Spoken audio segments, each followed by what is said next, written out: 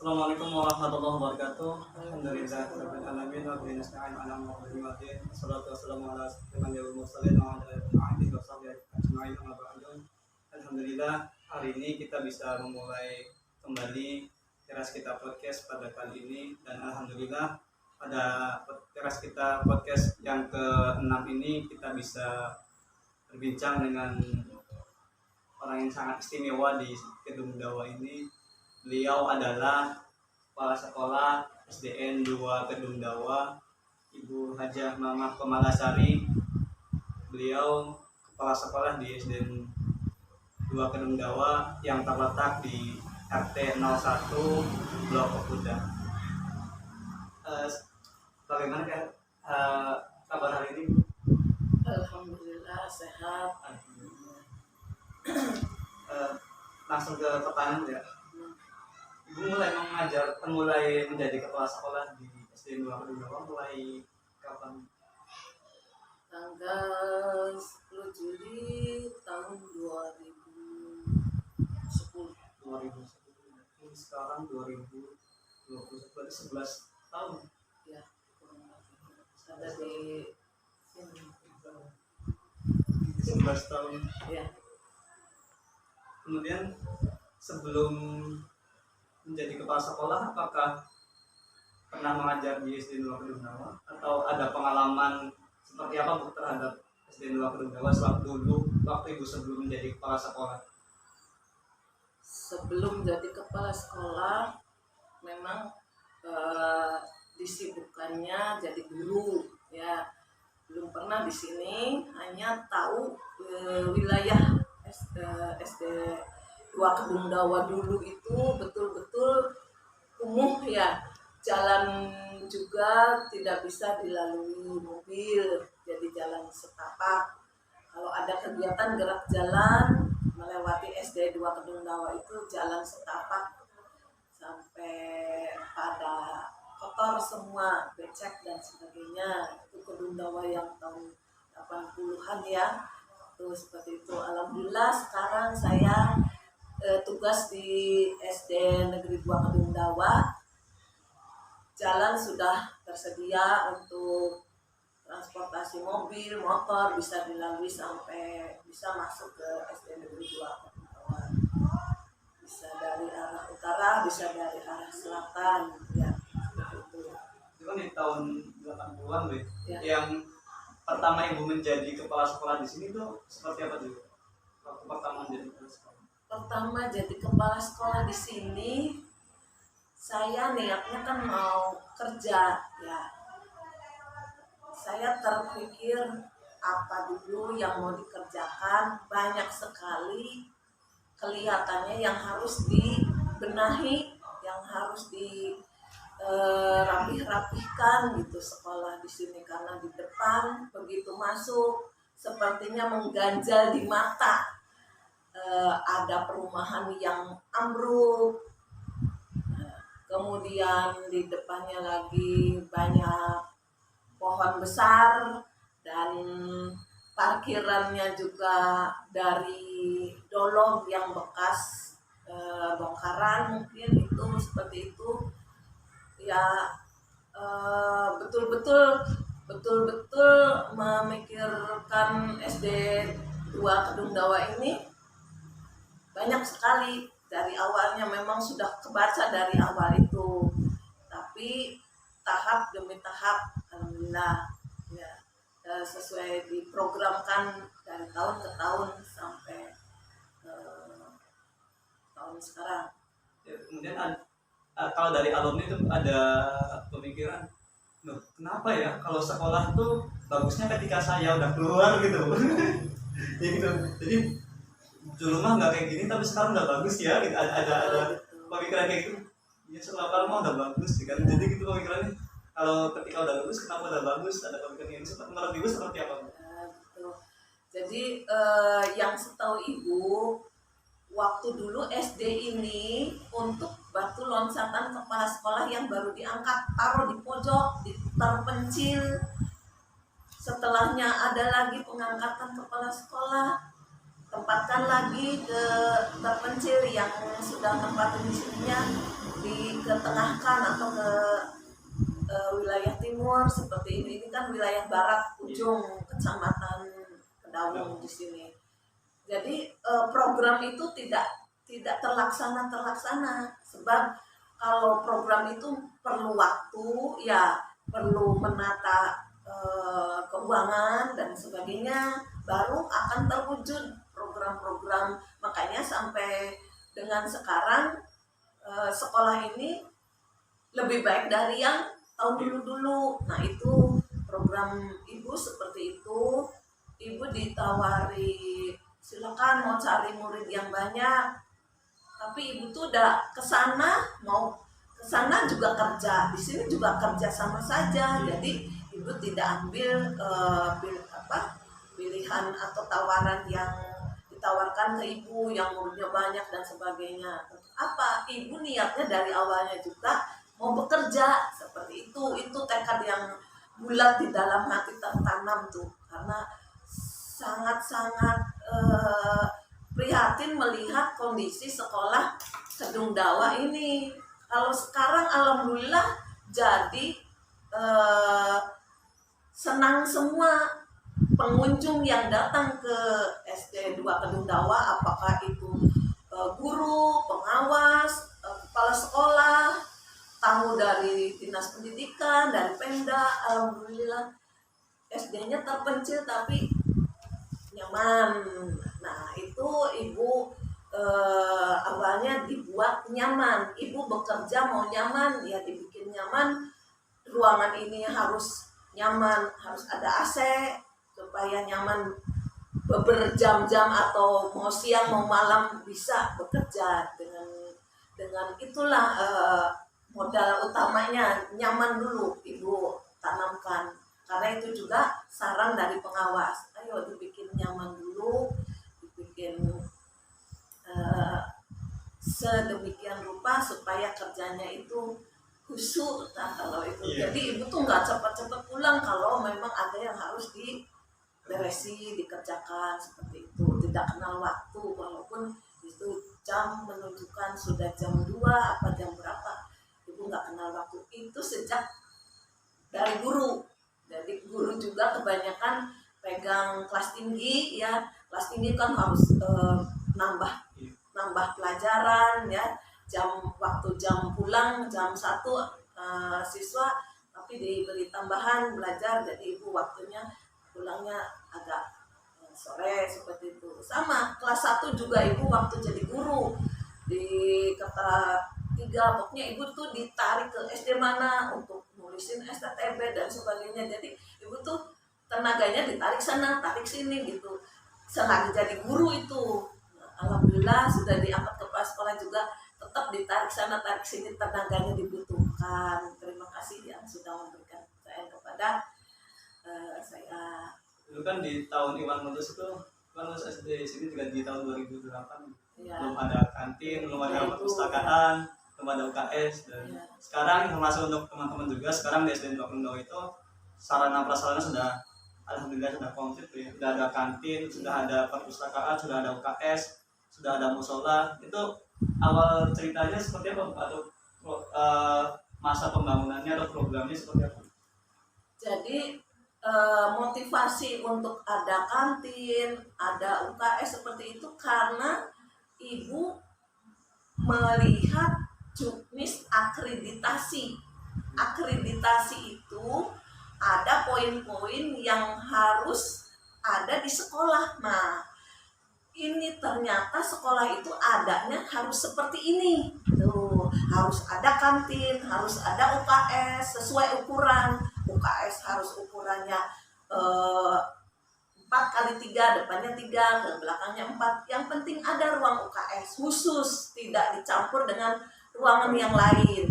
Kantin juga untuk peruntukan supaya anak tidak keliaran kemana, makanannya terjaga, sedia makanannya yang sehat, seperti ada nasi lengko dan lontong dan sebagainya, makanan yang sesuai anjuran dari puskesmas, ya, arahan dari puskesmas, harus sedia makanan sehatnya yang terbungkus, jangan terbuka, harus betul-betul bersih ya, seperti itu, ada buah-buahan dan sebagainya.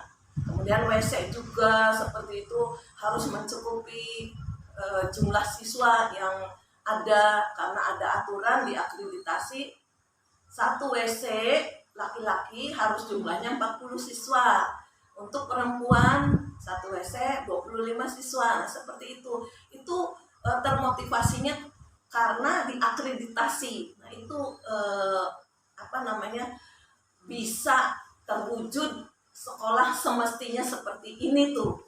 Bukan semau gue atau semau ibu sendiri, bukan, tapi dengan adanya aturan di akreditasi itu sekolah itu harus ada sarananya seperti yang sudah ada di sini, seperti listrik harus 2.500 nilainya A, 2.200 ya, bukan 2.500, sekarang 2.200, dulu 900 ngejeplak terus ya. Ini gimana untuk operator, jadi tidak bisa lancar kan. Kemudian kalau mau wudhu gimana, airnya kok nggak ada, kurang lancar gitu, ibu pasang jet pump seperti itu, kemudian pasang toran yang aman seperti itu, dibuat sedemikian rupa, kemudian ditarik keran sampai dikontrol ke ujung, ada semua. Sebab kalau tidak ditarik dari toran pakai sanyo lagi, tidak akan keluar semua air itu. Jadi ternyata itu juga merupakan pembelajaran untuk pribadi ibu, seperti itu bisa untuk digetak tularkan barangkali yang membutuhkan. Nah, seperti itu. Jadi bagaimana solusinya, nah itu terus dipelajari solusinya, bagaimana ini air tuh kok di ujung nggak ada, padahal udah ada toran di atas. Kalau di atas tidak ditarik itu tidak deras ke ujung, sama aja teko ya, teko umpamanya yang ini keluar, yang ini enggak keluar, yang itunya susah tekanannya itu, seperti itu. Alhamdulillah tempat wudhu dan sebagainya disiapkan, ada untuk harus ada itu akreditasi tempat wudhu laki-laki dan tempat wudhu perempuan. Nah itu tuh ibu tuh bisanya tahu itu karena ada juknis akreditasi itu, harus adanya seperti itu. Nah, sementara seperti itu adanya banyak ya. Mengenai akreditasi di awal ibu menjabat sebagai kepala sekolah dan sampai sekarang itu proses akreditasi atau akreditasi SD kedua itu seperti apa? Betul, proses akreditasi dan proses kebutuhan sekolah, sarana dan prasarana yang harus dilengkapi, yang tadinya tidak ada jadi ada. Jadi dengan semampu sebisa mungkin ibu ngikuti juknis akreditasi.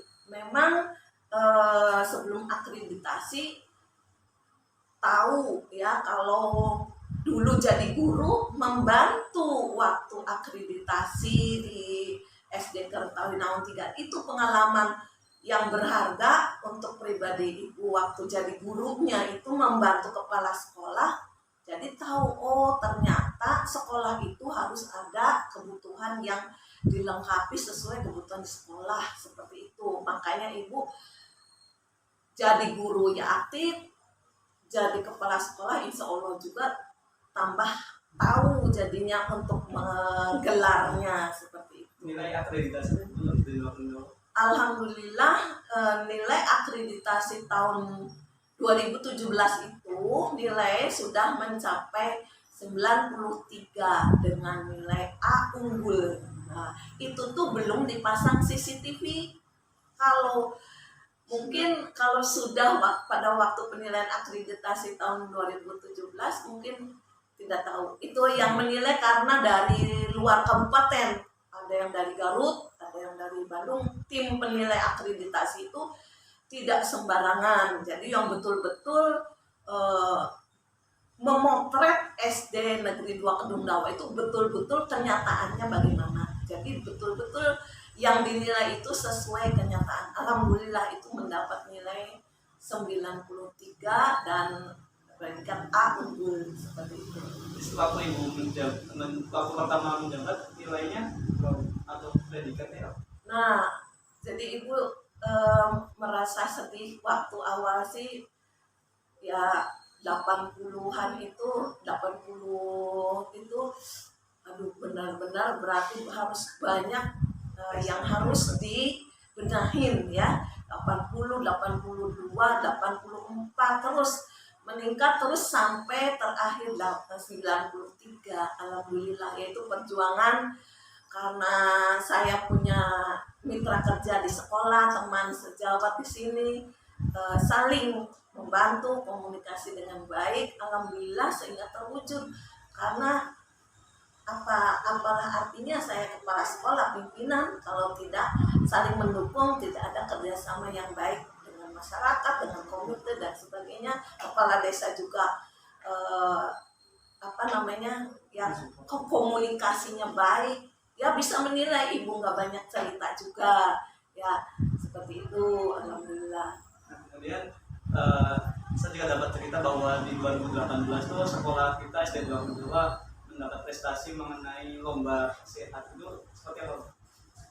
Nah itu juga perjuangan awalnya tahun 2015 diajukan untuk mengikuti lomba sekolah ya.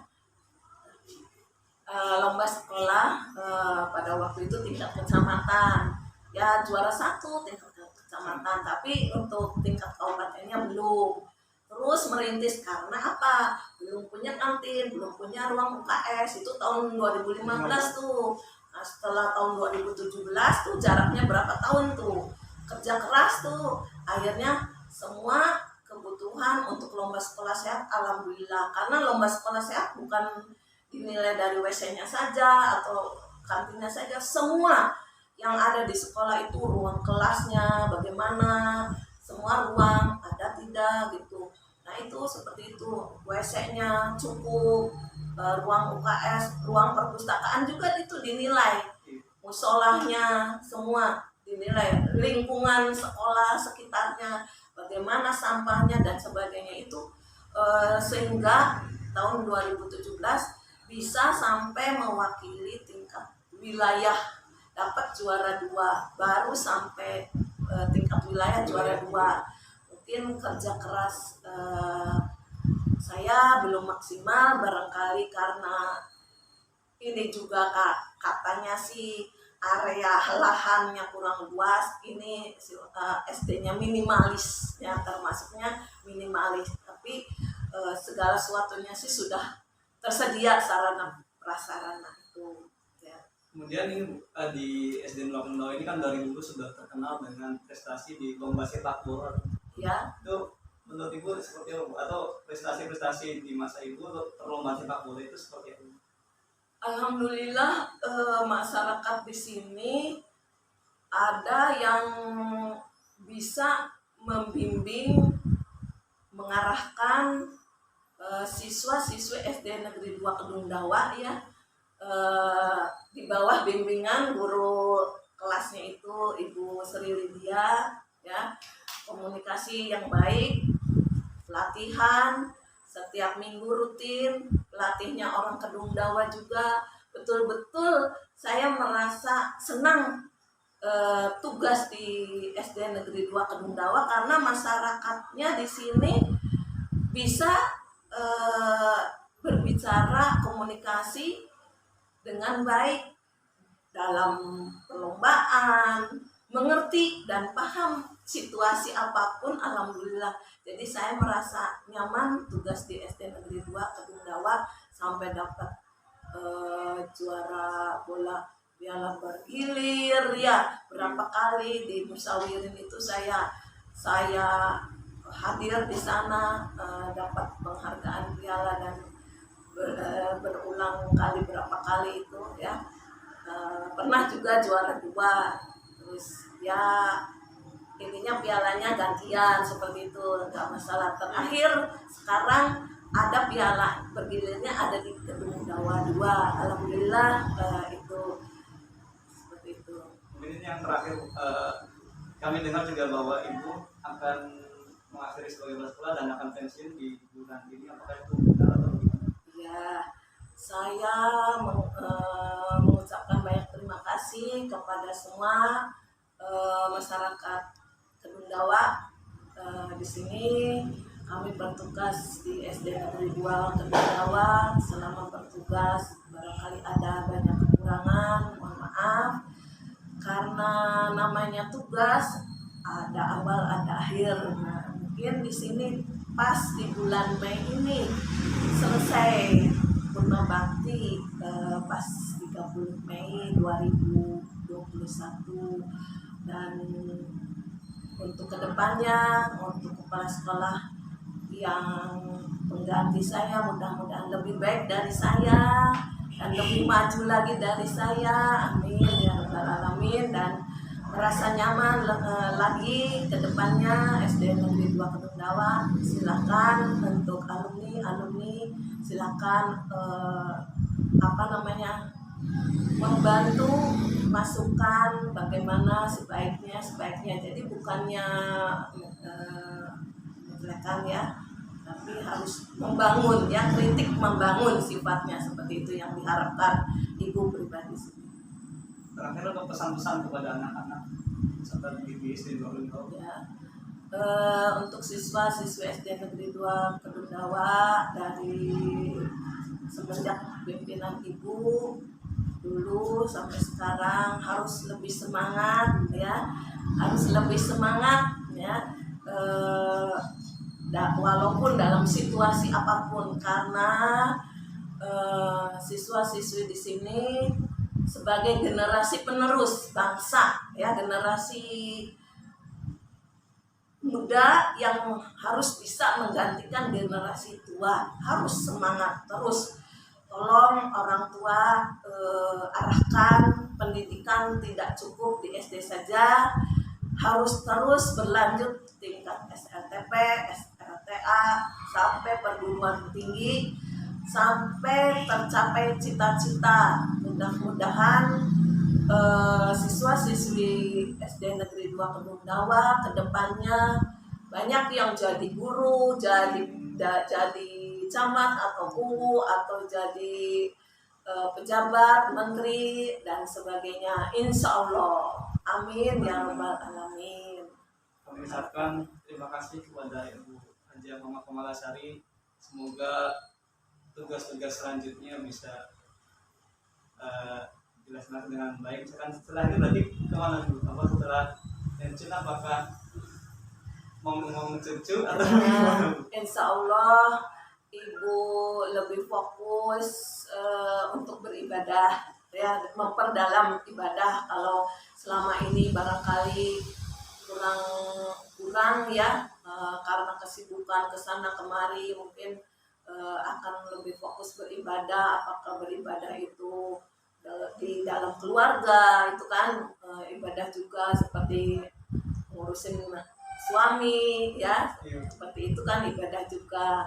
Untuk beribadah kepada Allah harus lebih dekat kepada Allah, karena kita yang tadinya lahir pasti akan kembali ya. Jadi ini sekarang fokusnya mencari bekal yang lebih baik, karena kita akhir hayat mau kemana, menghadap Allah Subhanahu wa Ta'ala. Saya ucapkan terima kasih kepada Ibu Hajiah Muhammad Kamalasari yang telah menyempatkan waktunya untuk bisa bincang-bincang di teras kita podcast pada hari ini. Saya ucapkan mohon maaf jika ada kesalahan kata atau perbuatan. Terima kasih. Assalamualaikum warahmatullahi wabarakatuh.